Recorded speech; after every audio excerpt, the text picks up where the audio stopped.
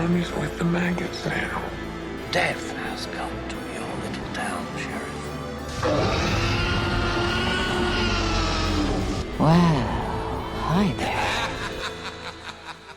Hello and welcome to Would You Die, the show where you've been in my life so long, I can't remember anything else.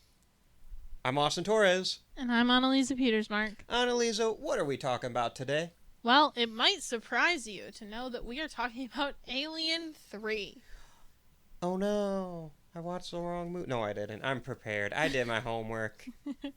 We are continuing Alien August. You know what comes after 2? 3. We did it. Yes, we did. Math.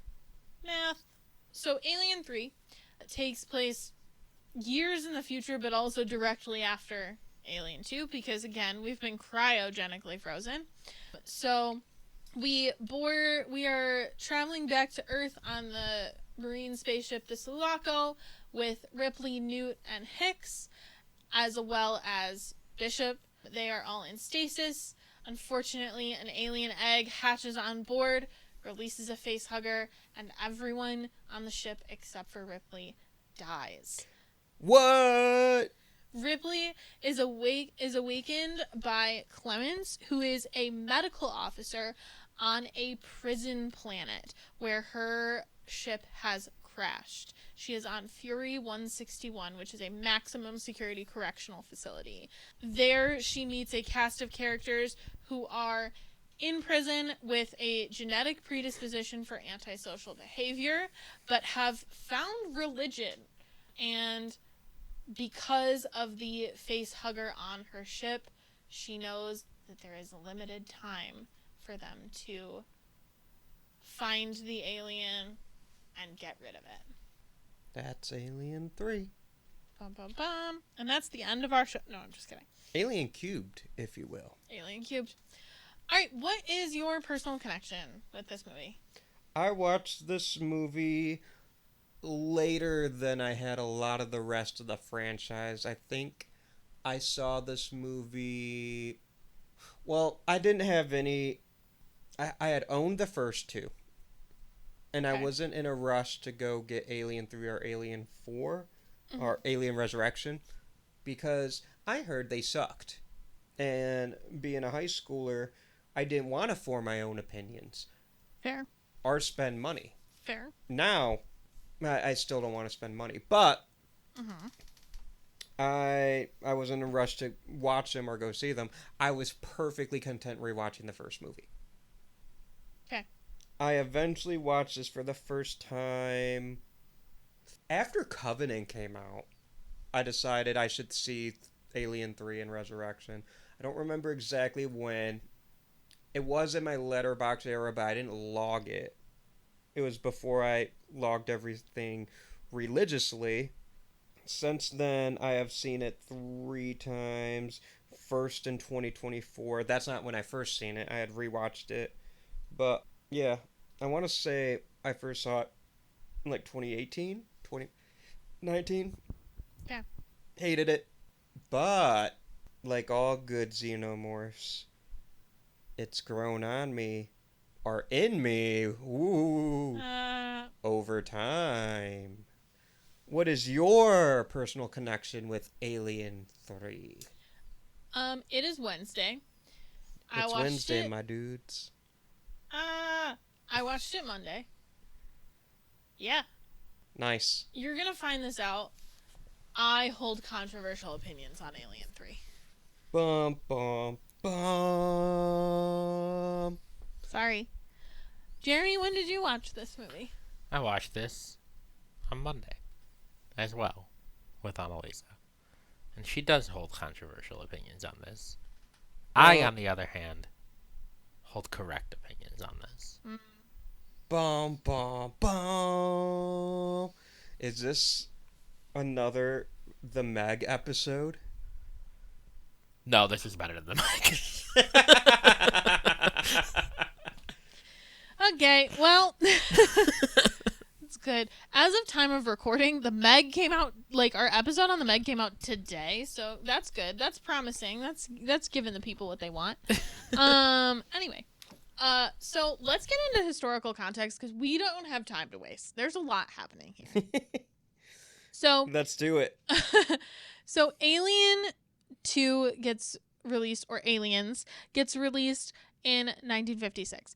Alien 3 does not come out until 1992, and that is because there's 8,000 scripts that get developed. Last time 20th Century Fox was not sold on an Alien sequel. This time it's Brandywine Productions. It's like, maybe. I don't know. They planned on doing a 2-part story. That was kind of the plan, because they didn't want to repeat 1 and 2. So they wanted to explore Weyland-Yutani and why they were so intent on using the aliens. That was the original plan. They were going to do a 3rd and 4th film. The 3rd film was going to feature Corporal Hicks as the main character, and Sigourney Weaver's character, Ellen Ripley, would have a cameo and then, like, come back for the 4th installment, which was, like, alien warrior kind of thing, and that would be the end of the franchise. It was supposed to be a Cold War metaphor, and Sigourney Weaver really liked that, so she agreed to a smaller role so that she could come back in the 4th one. Right. They agreed to finance development, and here begins the issue. The drama. So at first, they got cyberpunk author William Gibson to write the script for the 3rd film. William Gibson was a novelist. He was not really a screenwriter.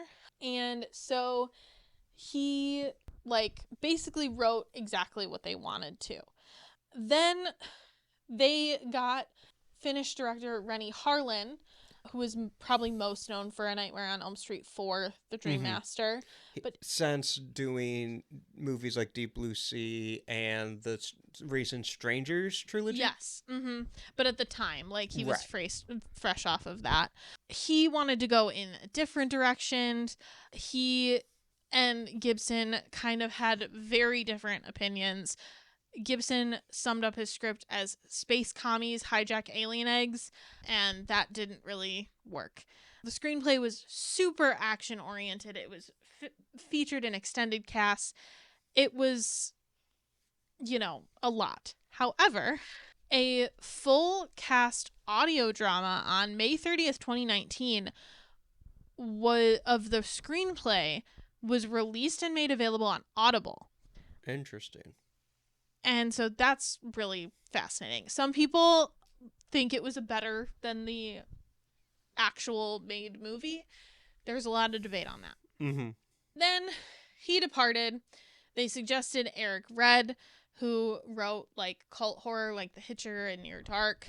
He sent in the script. It was a rushed product, and there was no time to write, and kind of turned out to be, in his own words, utter crap. He had a completely new set of characters. There was new breeds of the alien.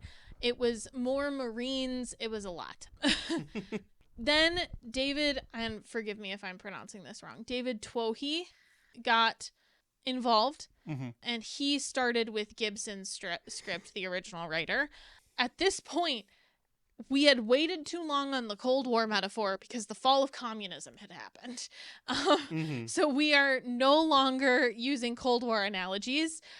We've now changed the setting to the prison planet. It's being used for illegal experiments, and it feels, like it's more about the experiments on aliens for biological warfare. The production company was like, no, this is too similar to the previous movies.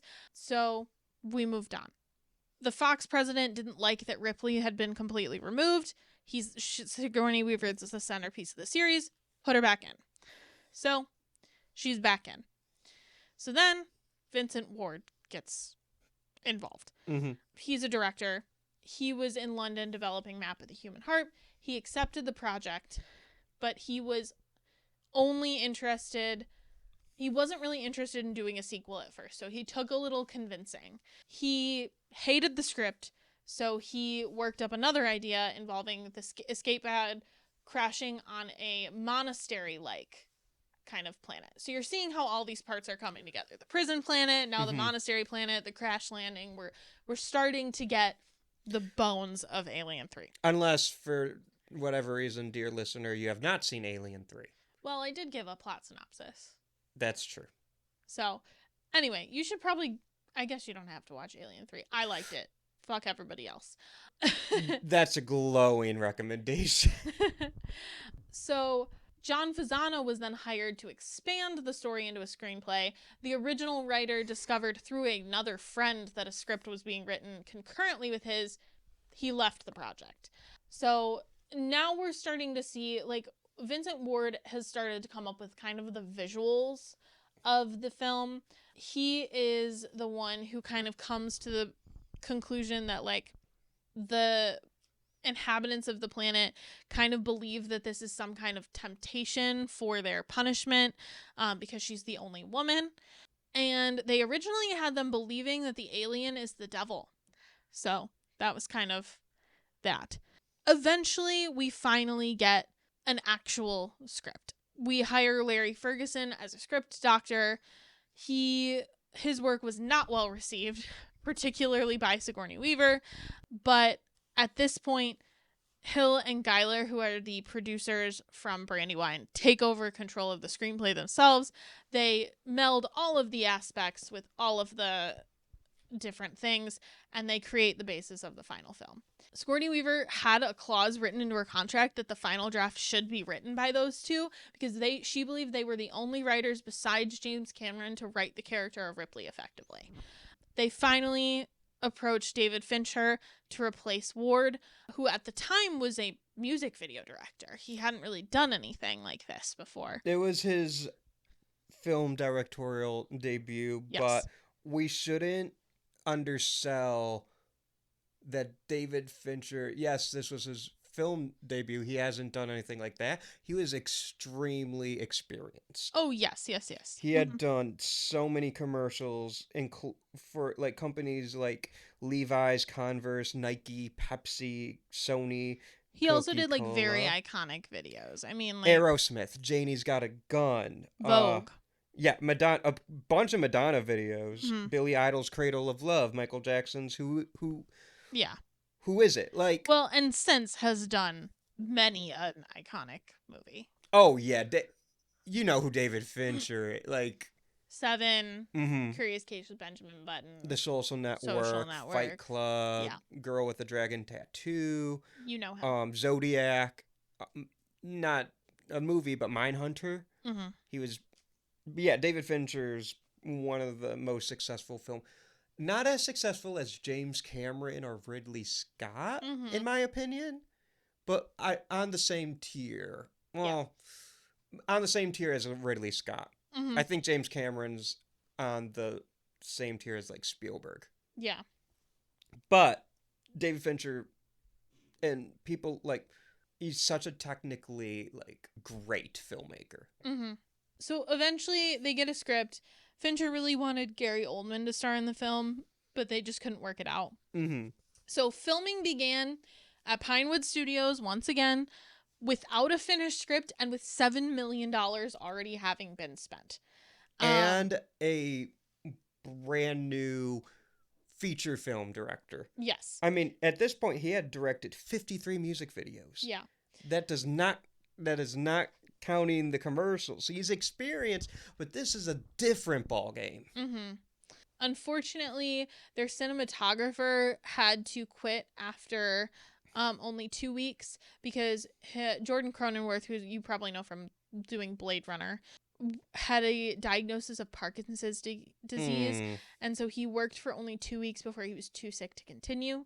So he had to be replaced by Alex Thompson, and then they filmed an alternative ending because they were afraid that the original ending was too similar to the ending of Terminator 2 Judgment Day, which I don't know if you agree, but that was the ending that was used, the one that was too similar. So yeah, and I see why they thought that, because, yeah, I get it. Right. Stan Winston was approached but was not available, so he recommended Tom Woodruff Jr. and Alec Gillis to do the visual effects. So this movie came out in 92. He would have been working on Jurassic Park and Terminator 2. Yeah. Because Terminator 2 came out the same year. He was also probably working on Batman Returns. You just throw a little prosthetic on Danny DeVito, you're good. I mean, okay. But he would have been prepping Jurassic Park. Okay. And finishing Batman Returns and Terminator 2. David Fincher really wanted the alien to be more of a puma or a beast, which is why he ends up with this kind of longer skin, thinner legs, the like dog-like designs. I have spent kind of hours watching the tests for the alien head on the dog body that didn't end up working. Little greyhound, right? Yes, and it's so fucking funny. I think they should have just done that. I don't think they should have done CGI. I think it would have been hilarious if they just had a dog fucking walking around with a big ass xenomorph head. Yep, I gotta get one for Augie. You really do. I'm gonna get one for Neil. What do you think? Yeah. So, yeah, like, kind of, they call him a Bambi burster. He has long legs. He walks on all four. And, yeah, so now we're starting to have our movie. And that is kind of our, after this, as far as I know, once we start filming, most of the stuff goes off without a hitch. But it's kind of this, like, again, just a production nightmare. And that's where you're wrong, because David Fincher was just bullied. Yes. I was gonna talk about that when we get to like post-production stuff. Oh, I thought you were still yeah. No, they get the film done. However, do you want to explain what happens to David Fincher?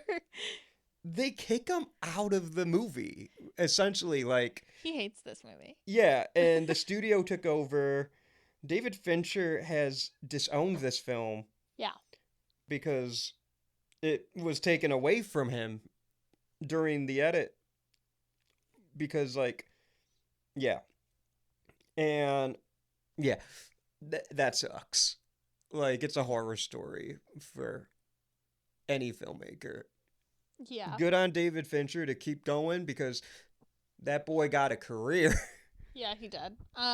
But that experience like this would cause almost anyone to quit. Mm-hmm. But yeah, they took it away from him, and then that's... Yeah. I don't blame him for disowning it. It sounds like the production company did not necessarily have the utmost faith in him. Right. And that is very sad. What results is what I think is, and I don't think that anybody would disagree, even me, a very disjointed movie. Mm-hmm. You have a lot of different input from a lot of different scripts. You have a director who's not being really allowed to direct. And like James Cameron went through a very similar thing, as we talked very much last week. Mm-hmm. But he had a Gale Ann Hurd that protected his vision and protected him and fought battles with him. I don't think David Fincher had anyone like that. No, and having his back. I don't think so at all. And I think that's like kind of the big difference is that James Cameron had the backing of the studio and the producers. Right. And David Fincher didn't. Right. So. Although it is a little funny because this movie comes out, James Cameron is hurt with what they do to characters like Newt and Bishop and Hicks. Yes. And James Cameron knows it's not David Fincher's fault and feels bad for Fincher. He knows it's the studio, but like James Cameron viewed this as kind of like a gut punch. Yeah. From the studio. We didn't talk about this last week. Ridley Scott was really hurt when he found out they were making Aliens. They didn't even call Ridley Scott. Which I find so shocking, because why wouldn't you? But the studio didn't really want to make Alien, a sequel to Alien. Yeah. And they probably didn't think they could afford Ridley Scott. They want to do it cheap. Let's get this young gun who wants to do it. Yeah. Ridley Scott at this time needed a win. Mm-hmm. Blade Runner, beloved film today. Yeah. Classic. Just like John Carpenter's The Thing, hated when it came out. In fact, both those movies came out the same weekend. Mm-hmm. And people hated both of them. Just give me E.T. But Ridley Scott needed a win. And then he gets a call from James Cameron being like, hey, they're going to have me do eight. And he's like, well, I can't go back to that well. Right. Ridley Scott figured it out. Just like David Fincher, like, Ridley Scott is still prolific, made banger after banger. A couple movies I actually hate from Ridley Scott. But when you make as many movies, like Ridley Scott has so many movies, and he's in his 80s, going on 90s, still making movies. You're going to make a few not everyone likes, you know? Yeah. But anyways, I just think, like, excuse me, this lineage of directors, Ridley Scott, James Cameron, David Fincher, and you screw over all of them in some way. Like, what the fuck? Yeah. Ay. Anyways, I kind of sent us on a tangent. My apologies. No, I mean, you're right. It's kind of a fraught franchise for directors, but it's also a franchise that gives a lot of directors their big break. Right. And 20th Century Fox was kind of in a wild period in the 80s. Yeah. And now they're owned by Disney. Yep. As is everything else. Yep. So, anyway, let's get into the meat and bones of the episode, because I'm gonna defend myself here. And nobody has to agree with me, but I think this cast of characters is a more compelling cast of characters than the last movie. With few exceptions. I will, yes, with some exceptions. But I think as a whole, their storyline makes me root for them a little bit more, because there's something about, and like, again, not to get on my soapbox, I did when I was off mic, so I'm gonna do it now. But there's something about, as like a prison abolitionist, somebody who believes first and foremost that criminals should be rehabilitated and not, like, prison should be rehabilitation first and not punitive first. There is something kind of beautiful about these people who have been exiled to this planet, and they are trying, despite the fact that they don't have to, you know what I mean? They're living on this planet for the rest of their lives, whether they want to or not. Most of them. I mean, some of them are staff, and they are trying really hard to be better people. And it's not everybody, and they're not all of them, and there are terrible, terrible people in this movie. But I think, like, you want to root for them to save the world, because they are not the people who you think would save the world. And I think that's what makes, and we talked about this a little bit, what makes the first one compelling, and I think why the second one fell flat for me a little bit, is like, whether you're pro-military, anti-military, or lukewarm on the military is supposed to be the good guys, right? Like, they're supposed to want to save the world, so of course they want to save the world. These guys, they were never supposed to save the world. The truckers from space from the first movie were never supposed to save the world. And I like that premise a little bit better, I think. Now, whether it was executed as well as it probably should be, I mean, no. It, like, again, with all of the production things, it's fraught. But I think in general, premise-wise, I'm rooting for these people a little bit more than I was the last movie. Now that we lost half of our listenership, let's continue to... Thanks. I thought that was a really well put together statement. No, it was. Everyone who's staying with us right now, you guys are real ones. Fuck off. No, I'm just saying because people love aliens. But and that's fine. I will say this. Alien 3 was, like, hated. I think it's getting reclaimed. I think a lot of people started rewatching the Alien movies when Alien Romulus was coming out. I think there was a moment in 2024 where everyone was like, Alien. I like that. And a lot of people revisited the franchise. And not just the first two movies. They went back for Alien 3 and Alien Resurrection. And I think those movies are more appreciated now. They still got their haters. Yeah. Alien 3 still has a big club of haters. But I do think more people are of your opinion. And I think it also helps where it's like a lot of studio filmmaking are these boring, toothless franchises they're making live action remakes of animated classics that have none of the charisma of the animated classics. They're so bored, they're just bringing together all the Spider-Men. Like, I think like, and I saw like Alien 3 is risky. I saw a Letterboxd review that was kind of like, I think it might just be my fatigue with like nobody willing to take risks. Even Right. movies that I think are good movies are not particularly risky movies. Mhm. I can think of movies that have come out this year that I have loved and rated 5 stars and wanted to like root for, and I still am like, it's not saying anything super Mhm. new or profound. What movie? I'm not gonna tell you. Fuck.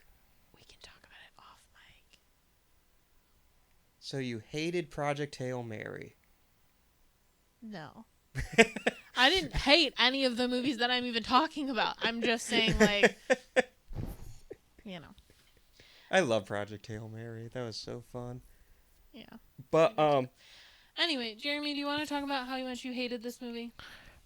This movie to me was like, so kind of like what you were talking about, like just now, where you said like, I'm the Letterboxd review where somebody said like, I'm just tired of movies being so risk averse, and I think that there's validity to that. My issue with this movie is, and I kind of talked to you guys about this off mic, but David Fincher as a director, in most of his films, not always in the same way because not all of his films are the same genre, but in most of his films, he kind of revels in the like, let's make the audience feel squirmy in their seats. Let's make them a little uncomfortable with what's being talked about, what the content is, what the themes are, like all of that stuff, right? So, right, because like Seven, it makes sense why that makes you squirm. Right, But exactly. the Social Network also makes you squirm. Right. But to your point, in a very different way. Right, exactly. And I think that the thing about David Fincher films that throw me, or that this movie throws me through a loop with is, I think that this particular movie, you see glimpses of the director he'll become. Right. And I understand that the studio had a lot to do with this. So I don't want to necessarily pin this all directly on him as like a filmmaker. Right. But you see glimpses of the director that he'll become. And I think that this movie, rather than like, let's make our audience feel uncomfortable, we instead, I don't feel like this movie is necessarily designed to make the audience uncomfortable. It feels like it's designed to make the audience not like it. And I don't mean that in like a, like, in a, oh, I hate this movie way, but like, just sitting in the audience being like, this isn't what I wanted out of this movie. I don't know. It's to me, it's. I don't think that it's necessarily a bad movie. I don't necessarily think it's the best follow-up to the first two Alien movies. I think a lot of negative fan reaction happens in the first 5 minutes of this movie, where the movie unceremoniously kills off Newt, Hicks, and essentially Bishop. Dramatic reading from our text 2 days ago. I want to remind you of what Jeremy just said about how I don't necessarily think this is a bad movie. Jeremy, bad news about Alien 3. It's bad. So I don't... It is bad. I don't think it's a good Alien movie. I was generous in my Letterboxd review. I didn't like this movie when I first watched it. I said that, it had to grow on me over a couple of years. I think fans were much harsher to this movie when this movie came out, but you gotta see why. It's like, imagine if in Return of the Jedi they kill off Princess Leia, Han Solo, and Chewbacca off screen, and R2-D2 is a shell of his former self. You know what I mean? Or like, what's a modern franchise people love? Yeah, people love like Spider-Man No Way Home. That's a third movie in a trilogy. Imagine if Spider-Man No Way Home begins and like it's revealed that in between Far From Home and No Way Home, I don't know. One of the Mysterio bots just killed Zendaya and Ned, and one of the other side characters, the Flash Thompson. I like him. Just off screen, just like it's different when you watch Aliens and Alien 3 a day apart than like seeing Aliens in theaters 1986, waiting, what is it, 6 years. Alien 3 comes out, it's 92. You've waited 6 years to see this movie. You've grown to love Hicks and Bishop, and I could see why fans didn't like that. And I think, like, I benefit from the fact that I watched these movies back to back. I didn't have a lot of anticipation here. I was just ready for the next movie. It was one of the first things I said when we watched it. Is I said, like, as soon as they kind of kill off those characters, I literally said, yeah, I don't like this. And Anneliese was like, what are you talking about? And I was like, this feels like a complete slap in the face to the fans, like you just were talking about, and to James, why am I blanking? James Cameron himself, where like, and that's exactly what James Cameron said. He's like, we put together this whole story, we spent time, energy, and resources filming it. People spent 2 hours and 15 minutes of their life watching it, and immediately it just feels very like none of that mattered. We're moving on. Right. Like within 5 minutes. Right. Like, and I think that I understand people being very frustrated with that. It's an emotional, like, it's jarring for especially that we talked about this last week. They love Aliens. Aliens was a huge hit. But when you're watching this 30 years after the fact, I do think enough time has passed where it's like, I think a lot more people are willing to accept what Alien 3 is on its own merits, which I think most people can agree, and this is my assessment of it. I'm just assuming most people think I'm right. It's a flawed film with a bunch of great ideas, but it's ultimately killed because they started shooting with an unfinished script. Yeah. And then the studio took the project away from the director during the edit. And sometimes the studios are right to do that. You never really know. But right. I could diagnose the big problem with this script is they started shooting and they didn't have the finished script. Yeah. And studios are still pulling that bullshit. It's dumb. It's the equivalent of driving to a destination before your maps have loaded. Right. And being like, well, why didn't I get to where I wanted to go? Well, because you didn't know where you were going. Right. Like, so, a lot of things went wrong in this movie, but you can see, like, people hate on this movie. They use the same shot of the xenomorph just kind of drooling in Sigourney Weaver's face in, like, all the Alien articles. It's from Alien 3. It's a very famous shot. Yep. You guys know that shot. You guys know what I'm talking about. It's might be the most famous shot of the franchise, and it's from fucking Alien 3. There's also a great moment where the alien kills someone, and you see, and there's this great monster shot of it, and it has blood all over its face, and I'm like, that's so fucking cool. Yeah. But, I think mm-hmm. for me, like I said, sometimes for me, and like I don't necessarily think this is a good thing, but a good concept can kind of supersede a good execution for me sometimes. And it's not always true, but there are sometimes where I'm like, oh, but I really love this concept, and like this is all I get of it. You know what I mean? Like, they're not gonna remake Alien 3. Right. If they're gonna remake an Alien movie, which they shouldn't, they're gonna remake the first one. They're not gonna remake Alien 3. Right. So like, this is the one this is all I get. So I don't know. I understand what you guys are saying. I agree that it really did it a disservice to end it or start filming before they end it. What I will say is that David Fincher lives in a world where things are very bleak. And I mean that in the way of, like, the way he writes movies. I don't mean that in, like, his own personal life. But I mean, like, a lot of his movies are very bleak outlooks. And I don't think he really gives a fuck whether you were emotionally attached to Newt. I'm sorry. Surely you can't be talking about feel-good movie of the summer 7. Yeah. No, she was obviously talking about the way bigger, positive, bright-colored dramedy Fight Club. Or did you mean Zodiac? I meant Girl with the Dragon Tattoo. Oh, okay. Yeah. The Social Network.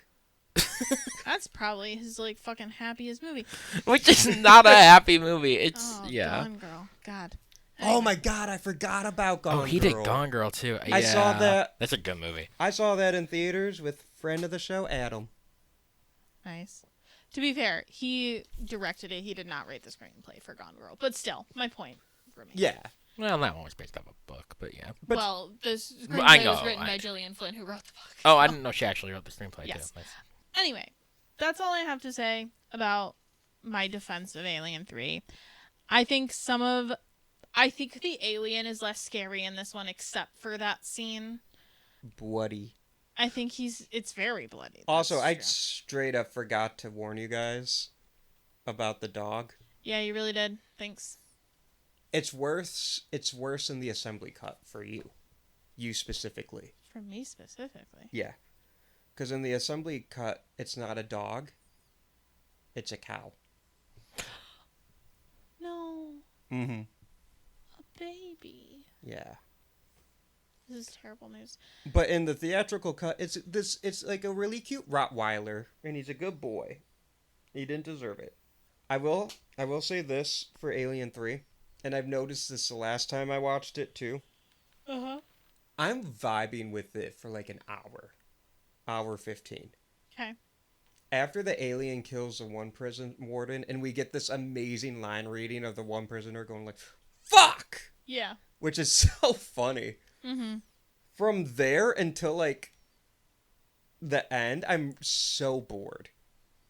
I think they take too long setting up the plan, and then I feel like Ripley's just walking through the prison planet for like what feels like 20 minutes. I do think they take too long to set up the plan. I think the final action scene where, like, from the time that they, like, have the plan set up until the end with, like Benedict's droid coming back and everything, like, I think that is really cool. I think the end scene is very fun. I get pulled back in after the one main prison guy gets like concreted or whatever. Yeah. Mm-hmm. That's when it pulls me back in, but at that point my eyes were glazed over. That's fair. I think it's really fun in the first two acts. I will say, and I don't want you to spoil anything for me because obviously I am going to watch it. Spoiler alerts, I guess, for next episode. I don't know how they're bringing Ripley back. Because I know Sigourney Weaver's in the fourth one. I can tell you how. No, don't. And well, listen, I can tell you how, and you'll still be like, "What does that even mean?" Okay. Well, I'll just be surprised. Yeah. I'm not gonna tell. I'm just gonna. I could tell you, and you're still gonna be like, "What?" Fair. Like you'll understand it when you're watching the movie, but like me telling it does not like. I mean, like, the movie's called Resurrection, so, like, I don't know what that means. The only thing I'll say about it is it's fucking crazy. Okay. And I think I'm gonna be the big defender of that one. Okay. I can't defend Alien 3 as much, because I agree with you. I like it intellectually. Yeah. I just get so bored in that. That's fair. I think that's fair.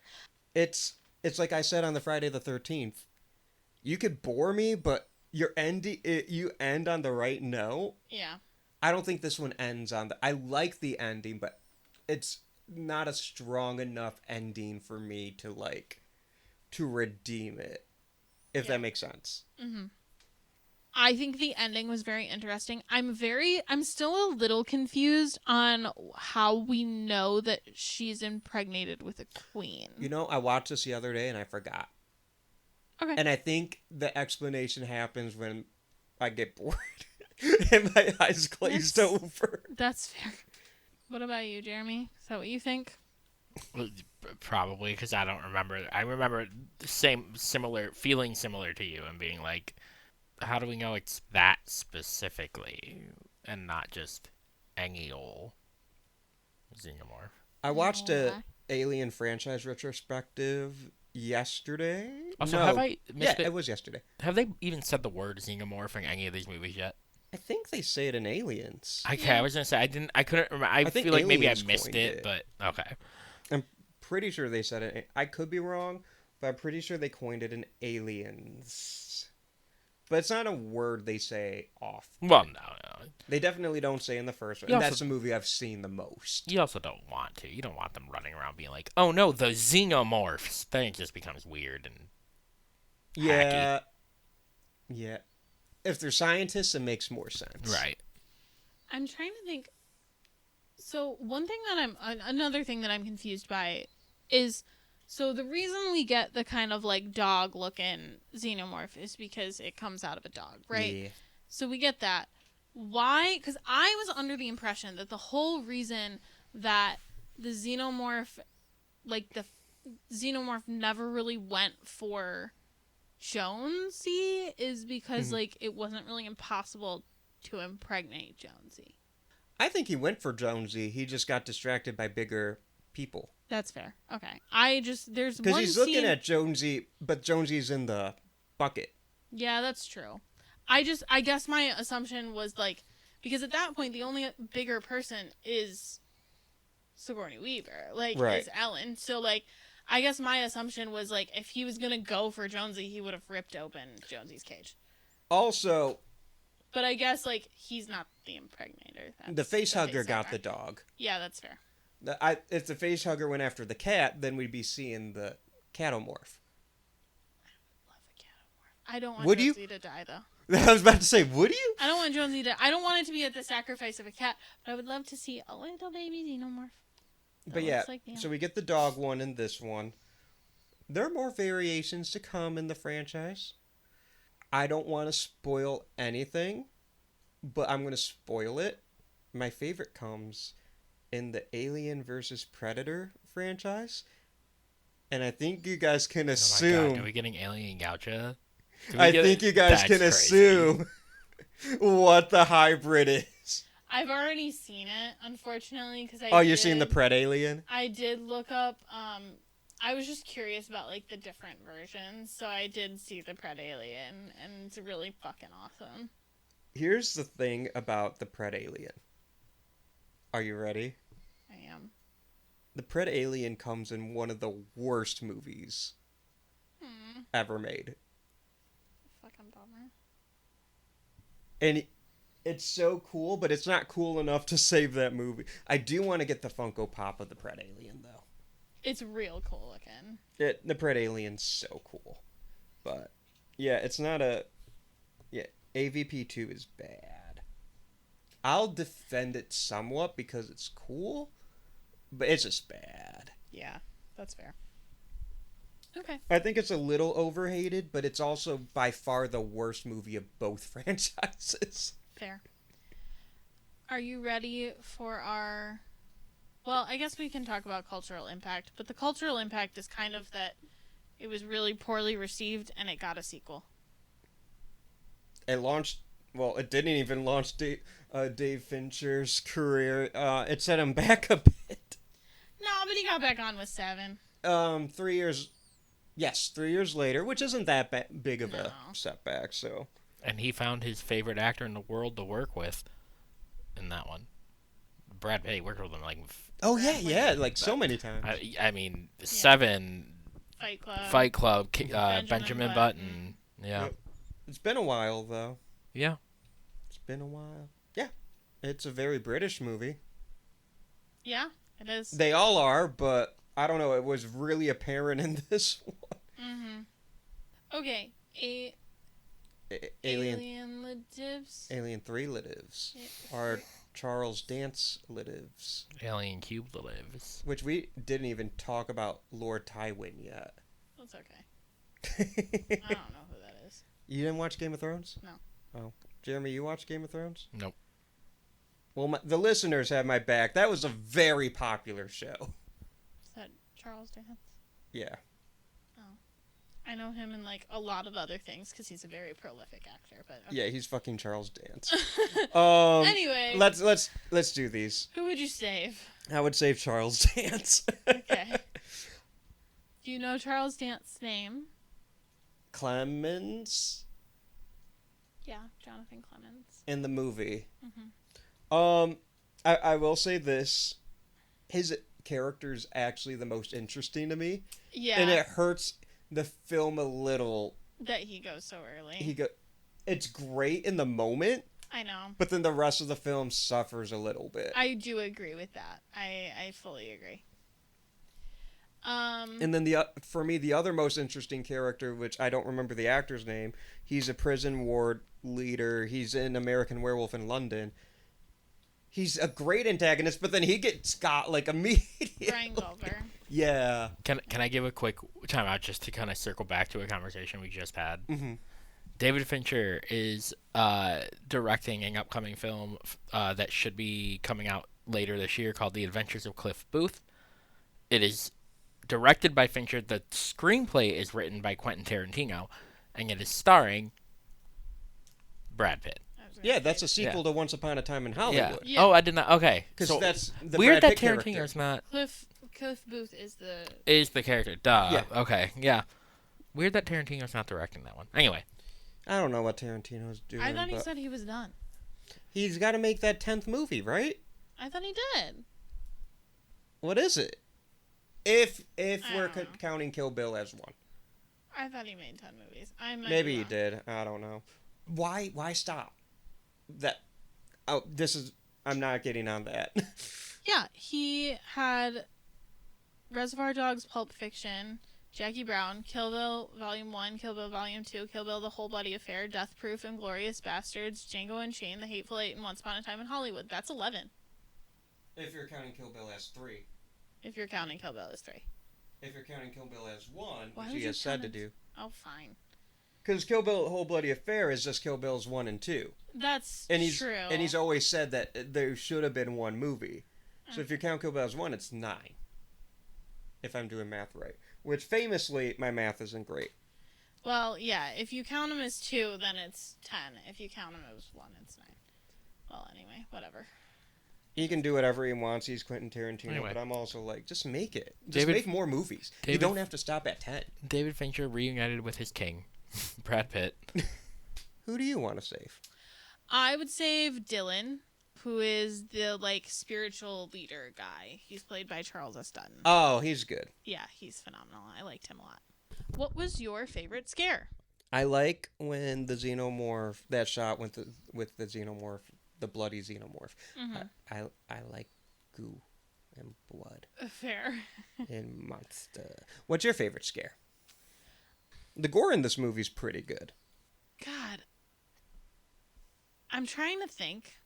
I mean, like, it feels basic, but I'm just gonna say, like, the face-to-face. The shot. Like, The it's- shot. Yeah. the shot. It's really scary, and it's also, like, it's when you, in hindsight, if I were to do a Mm-hmm. rewatch, it's when you realize, like, okay, the xenomorph's not messing with her because, like, it's Right. it's horrifying under the surface because it's when Ripley herself is starting to realize there's something wrong in her own body. Right. So, There's a... I'll say this about Alien 3, kind of negative, unfortunately. that's fine. We talked last week how Aliens is not as scary because it's more aliens. You see them more, you see more of them. It makes the xenomorph less scary. This movie brings back the one xenomorph, but it doesn't bring back the scary, I think. Yeah, and I would agree. And a lot of it has to do with the compositing on some of these shots, not great. Yeah. So it causes the alien to look real. The up close shots, they look fantastic. Mm-hmm. The shots of the alien moving look terrible. Yeah. And it's really jarring when 95% of this movie looks fantastic. Yeah. And 5% doesn't. And it's that 5% can really ruin the rest of the flow of the rest of it. Yeah. And I think that I don't find this movie. It's bleak. It's nihilistic. Mm-hmm. But scary, not. I don't think this one's particularly scary. Mm-hmm. Tony Todd Award for movie MVP. I'm going to give it to Charles Dance. Okay. Yeah.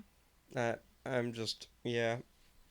It's one of those it's one of those movies where because so much of it doesn't come together, it negatively impacts the rest of, Yeah. so it's hard. I know, and also, I don't want to give it to Sigourney Weaver again. I gave it to her last week. That's fair. I want to spread the love, but yeah. Charles Dance rules, so I have no... And I do think the film suffers when he's no longer in it. Yeah, I agree. How about you? Who is your Tony Todd Award winner for movie MVP?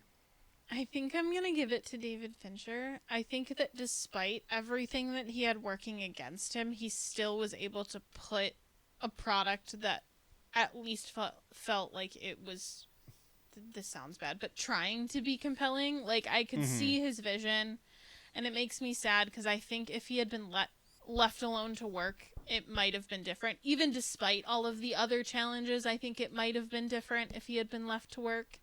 But, you know, we'll never know. So I'm going to give it to him. Unfortunately, he has disowned this movie. Yes. He won't talk about it or anything, and I find that... I get it. I do find it sad. But, can I tell you a very famous person who's a fan of this movie? Yeah. Christopher Nolan. Fuck yeah, man. Has expressed his fondness for Alien 3 and saying that while he understood David Fincher's frustration at the many changes that occurred during production, that he ultimately thought it was a great movie and that Fincher's work was remarkable.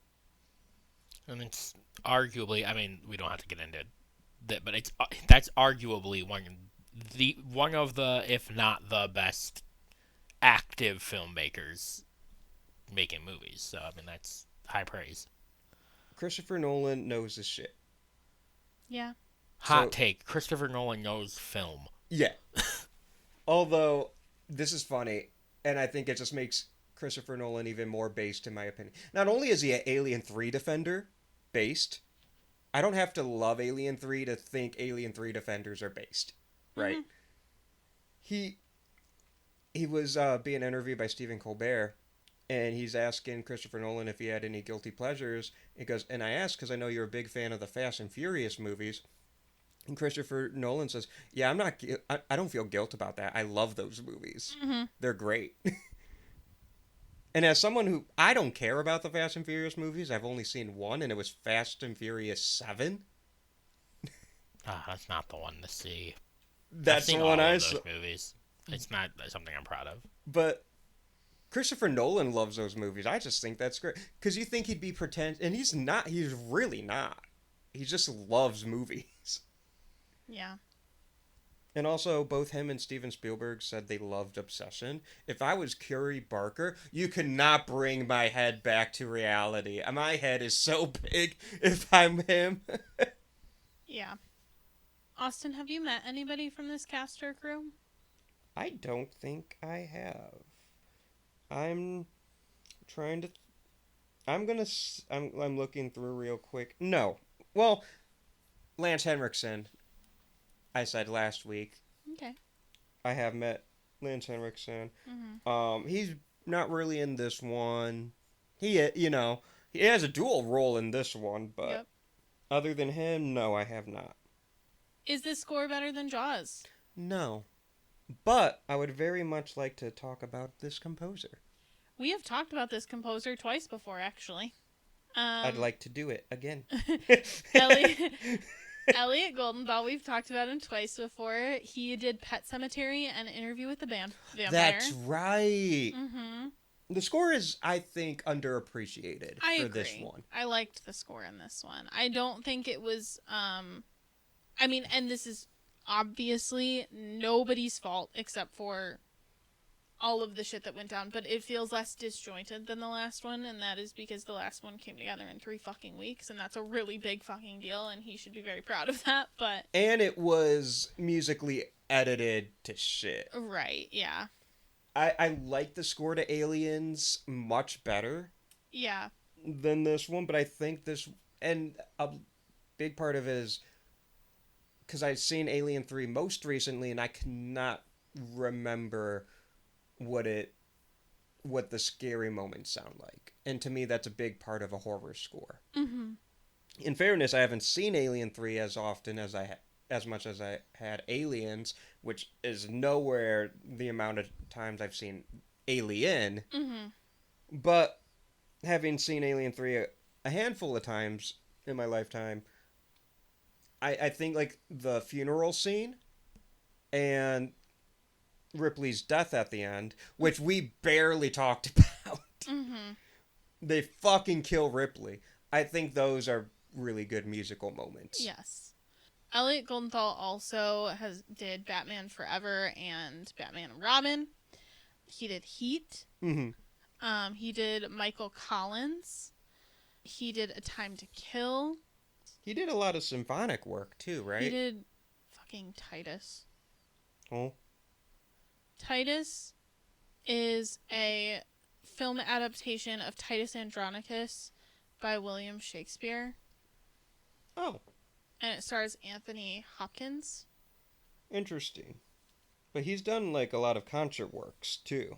Yes, he has. Pretty prolific composer. Mm-hmm. A lot of film composers, they don't also do like true orchestral or concert band or whatever works. So it's really cool that he does. Mm-hmm. Do you think this score is better than Jaws? No. I usually don't ask you, but I felt like I should. Thanks. Is this a fine addition to your collection? Do you have this one? I don't. I had to rent this and I'm fucking pissed. Because it's been on Hulu because Disney owns 20th Century Fox. Keep your shit on your shit. What the fuck? Yeah, you have to have live TV now in order to watch it on Hulu. Yeah, we were pretty annoyed at this as well. What It the also was fuck on does that mean? HBO like a month ago. Why was it on HBO? I have Dude, no idea. you want to know something even more crazy? The movie, The Meg, which comes out day of that we're recording this. Yeah. We had to that was on HBO. By the time we went to watch it for the podcast, it was no longer on HBO. Only The Meg 2 was. We had to rent the movie The Meg. Do you know it is now on HBO? You know it's back on HBO now, like a week later. It spent like 1 week off of HBO. And it happened to be the week we watched it. I feel like there's a spy in our ranks. Someone's conferring with Big TV, Big TV, streaming yeah. service. I was so mad Big about Tella. this. That the fucking streaming services can't carry whatever movie we happen to be watching that week. But now I'm affected by it. So now I'm pissed. Fuck you. And now I'm going to have to fucking rent. And here's the... I almost said the thing. Bum bum. No, this is Alien 3. Thank you. I've seen this a bunch of times. I'll just buy the digital copy. No big deal. Apple wanted $20.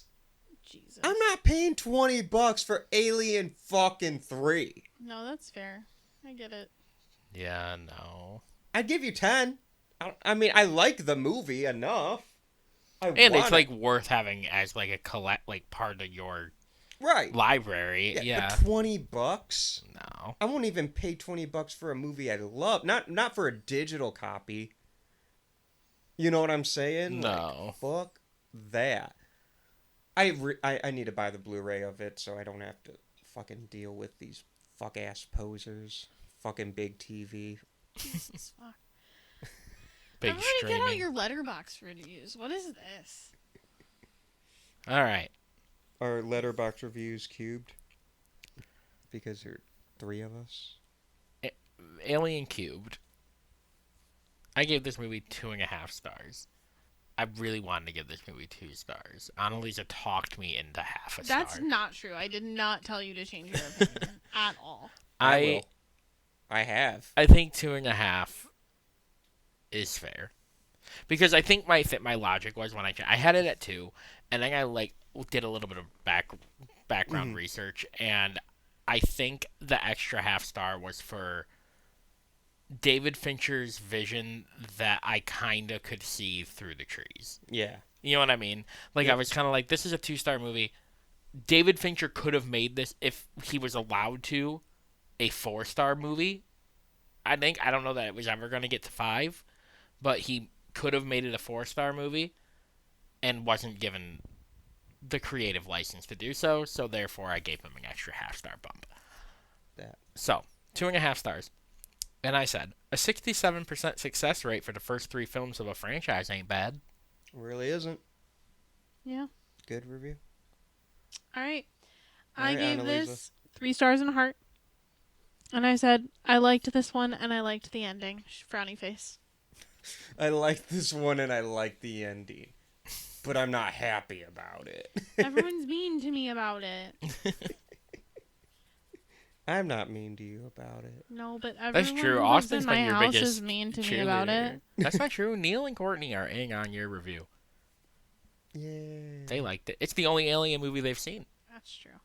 In the group text, when Jeremy is like, this movie's bad and I hate life and I want to yeet myself into a volcano like Ripley. Which are all things he said. Yep. Mm-hmm. Annalisa was like, I liked it. Yep. And I said, based Annalisa. Yeah. Anyway. My review, I gave this 3 stars and a heart. So close to a would you die 3-star banger. Sorry. And I said, on this episode of Ellen Ripley and the Terrible, Horrible, No Good, Very Bad Week, we learn about the prison industrial complex and nihilism. Also, we meet a puppy. That's so funny. I didn't read your review, and like literally at the end of our last episode, I said it's literally been like one hell of a week for her. That's hilarious. So fucking funny. I have to go find it and like it right now. That is very good. Fuck, that's hilarious. I'm really proud of that one. That's You so should funny. be. I had no idea that, but yeah. I mean, like I said, this is like 3 days for her. Yeah. And then this is why I'm like, the writing, you have to finish your script, because my quote for my quote for the opening the episode, I said the line, I'm pulling it back up because I don't want to fucking mess it up.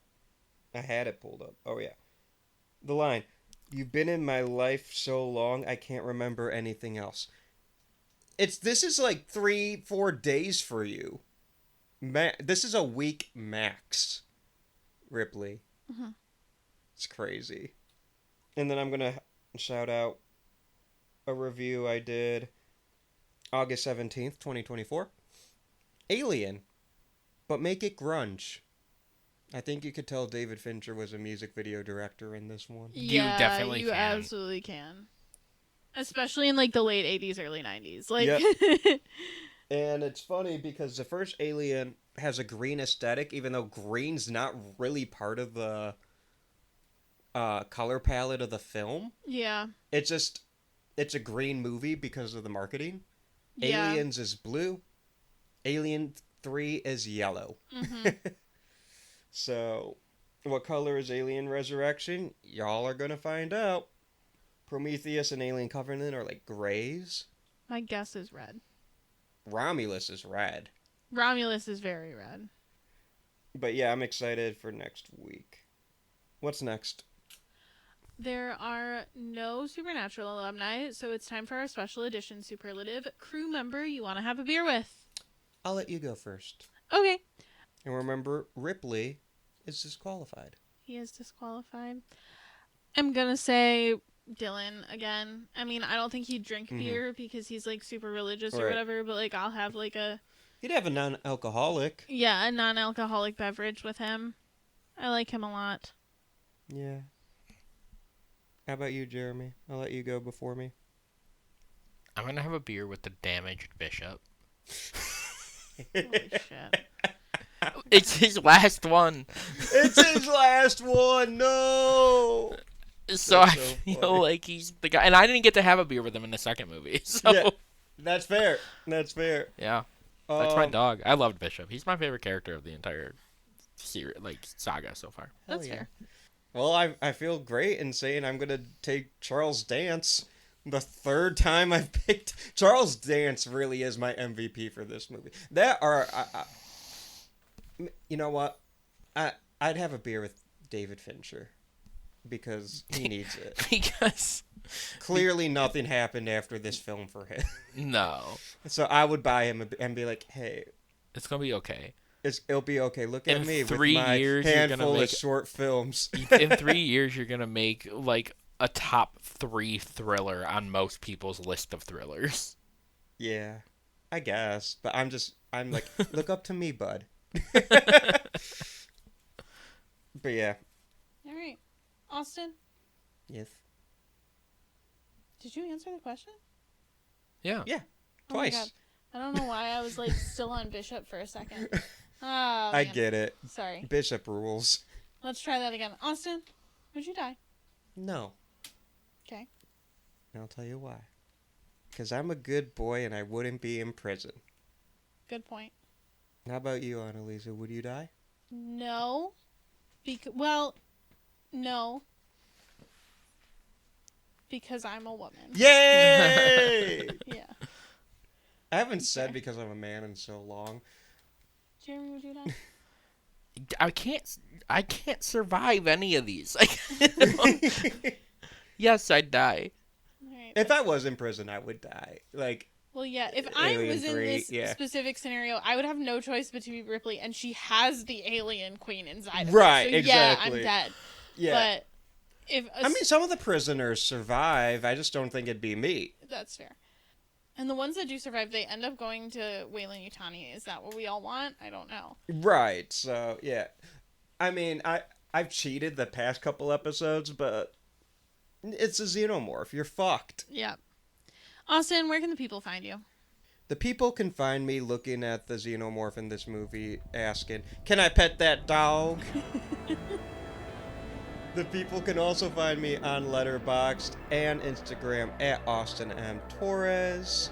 You can find the show's social medias at Would You Die Show.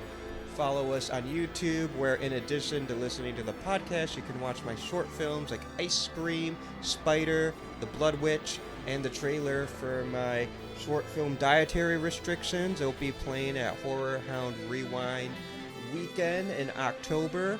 Hopefully I can announce more festivals as we kind of start its festival run. Subscribe to our Patreon for only $3 a month. You get a monthly bonus episode. You get a bunch of extra written things by our very own Annalisa. And our bi-monthly The Godzilla Project, where I, Austin, big Godzilla fan for life, show Annalisa and Jeremy, the Godzilla newbies, a Godzilla movie every 2 months. Oh, yeah. Because we love Godzilla. We don't care who knows. No, we don't. Annalisa, where can the people find you? The people can find me jumping into a volcano. Or you can find me at Whimswillow on Letterboxd and Instagram. Jeremy, where can the people find you? People can find me believing in David Fincher. You know what, guys? I think he's gonna make something of himself. You can also find me at Annually Funny across all platforms. Thank you, Jeremy Lippitt, for being our producer. Thank you so much to Josie Palmer for being our composer for our theme music. You can check out her other stuff on Spotify, Apple Music, and anywhere else you get your music. Thank you to Alec Gibson at Crosshook Creative for our graphics. You can check out his work at wearecrosshook.com. Austin, do you have a hint for the next episode? France. Okay. Until then, I'm Austin Torres. I'm Anneliese Petersmark. This is a... What's the name of that? Fury 161? Fury 161. This is a crew of the Fury 161 signing off.